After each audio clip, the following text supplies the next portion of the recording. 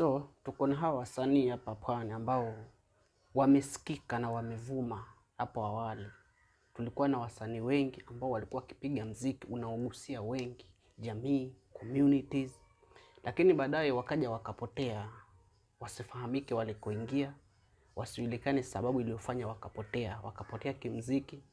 Wakasababisha hali ambayo watu waliwasahau na kuwazika katika kaburi la sahau. Je, unahisi ni sababu gani inayofanya wasanii wengi hapa Pwani kupotea wanapovuma mwanzoni na baadaye kupotea? Kuna wengi wanasema ni ulevi, wengine wanasema wanawake, wengine wanasema ni management mbaya wanazopata. Lakini je, wewe unahisi ni sababu gani inayofanya wasanii hawa kuvuma mwanzoni na kisha baadaye kupotea? Sasa hivi kuna baadhi ya wasanii ambao tunatamani hata leo wangerudi katika nyanza za mziki. Tungewasikiliza kwa sababu ya sifa zao walizokuwa nazo na nyimbo zao zilizosisimua wengi. Lakini kwa bahati mbaya wamepotea, tusiwajue walikokwenda. Je, wewe unahisi ni sababu gani inayofanya wasanii wengi kupotea na kutosikika tena? Swali kwako msikilizaji.